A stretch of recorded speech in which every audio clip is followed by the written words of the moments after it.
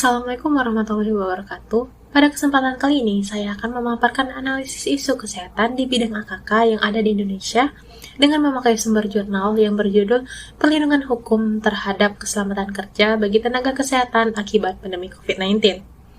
Seperti kata pepatah, tak kenal maka tak sayang. Oleh karena itu, perkenalkanlah saya Dinda Oktaviani dari kelas IKMA dengan NIM 10.138.2227.167. Video ini dibuat untuk pemenuhan nilai UTS dari mata kuliah Hukum dan Perundangan Kesehatan yang diampu oleh Ibu Siti Halimatul Munawaroh. Happy watching!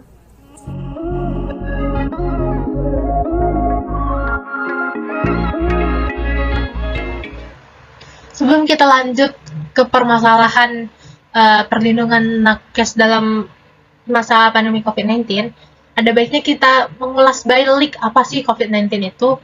Nah, COVID-19 merupakan penyakit yang diidentifikasikan penyebabnya adalah virus corona yang menyerang saluran pernafasan.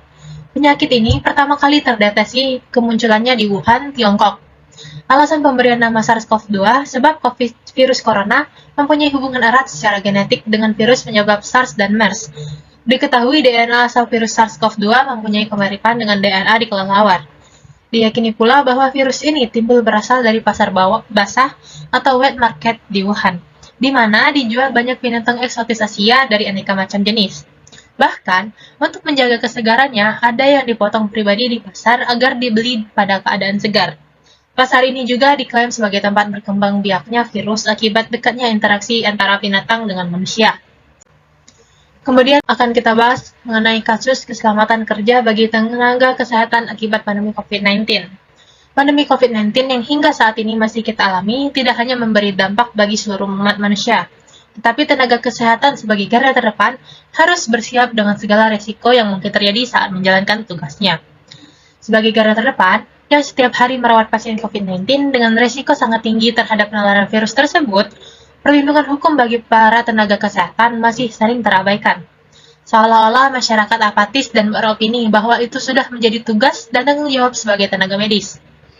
Kesehatan merupakan hak asasi manusia dan salah satu unsur kesejahteraan yang harus diwujudkan sesuai dengan cita-cita bangsa Indonesia, sebagaimana dimaksud dalam Pancasila dan Pembukaan Undang-Undang Dasar Negara Republik Indonesia tahun 1945. Oleh karena itu, setiap kegiatan dan upaya untuk meningkatkan derajat kesehatan masyarakat yang setinggi-tingginya dilaksanakan berdasarkan prinsip non-diskriminatif, partisipatif, perlindungan dan berkelanjutan yang sangat penting artinya bagi pembentukan sumber daya manusia di Indonesia. Peningkatan ketahanan dan daya saing bangsa, serta pembangunan nasional adalah sebagian kalimat dalam penjelasan umum Undang-Undang Dasar Nomor 36 Tahun 2009 tentang kesehatan. Dalam pasal 28D Undang-Undang Dasar 1945 juga dikatakan bahwa setiap orang berhak atas pengakuan, jaminan, perlindungan, dan kepastian hukum yang adil serta perlakuan yang sama di hadapan hukum.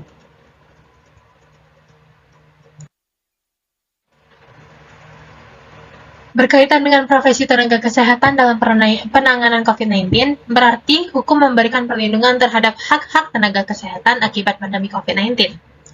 Perlindungan hukum bagi keselamatan kerja tenaga kesehatan nyaris luput dari perhatian. Padahal, sebagai garda terdepan, penanganan pandemi COVID-19 memiliki risiko kriminal dan kematian. Tenaga kesehatan seringkali tidak mendapatkan hak-hak yang seharusnya terpenuhi, seperti halnya ketersediaan alat pelindung diri atau APD. Selain aspek keselamatan dan perlindungan diri dari infeksi, risiko lain yang juga sangat berpotensi mempengaruhi kualitas hidup dan produktivitas pelayanan medis tenaga kesehatan kita adalah aspek kesehatan mental, termasuk risiko burnout syndrome atau pelatihan mental.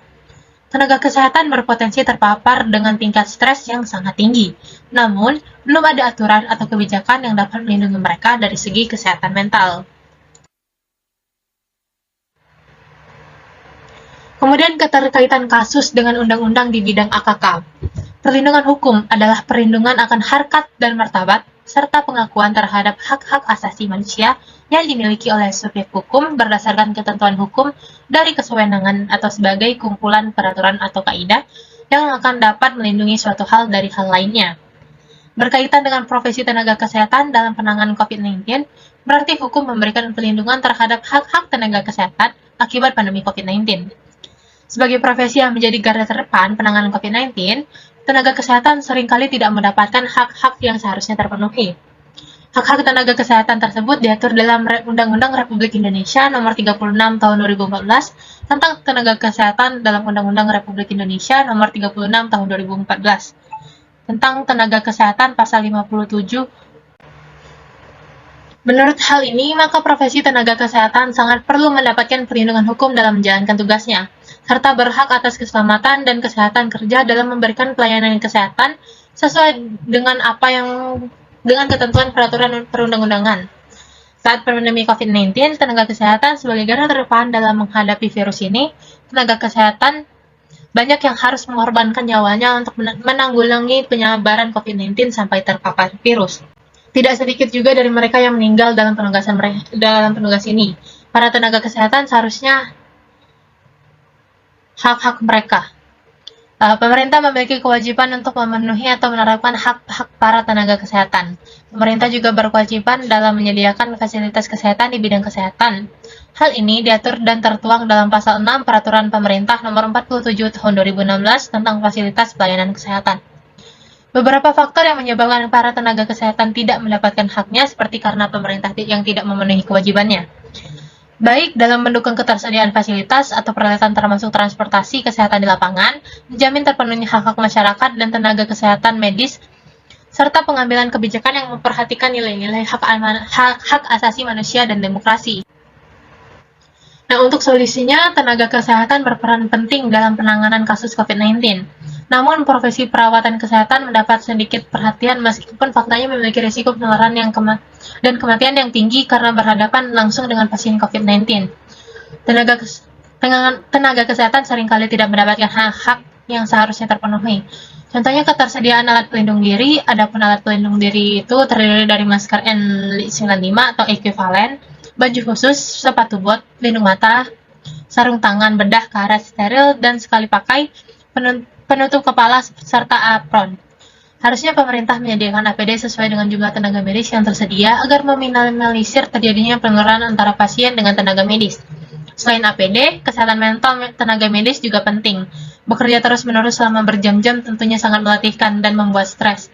Alangkah baiknya jika melakukan pergantian shift agar tenaga medis tidak merasa terlalu letih secara fisik ataupun mental.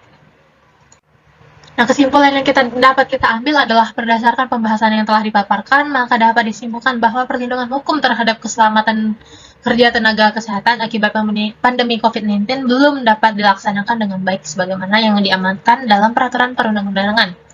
Dalam pelaksanaannya, hak-hak tenaga kesehatan pada masa pandemi COVID-19 masih terabaikan dan belum terpenuhi. Oleh karena itu, peran dan tanggung jawab pemerintah sangat dibutuhkan guna memenuhi hak-hak tenaga kesehatan sebagai garda terdepan dalam penanganan penyebaran COVID-19 di Indonesia. Nah, itu tadi adalah pemaparan dari saya. Terima kasih telah menonton dan semoga videonya bermanfaat. Apabila ada kesalahan saya mohon maaf, kepada Allah saya mohon ampun. Saya tutup dengan wabillahi taufiq wal hidayah. Wassalamualaikum warahmatullahi wabarakatuh.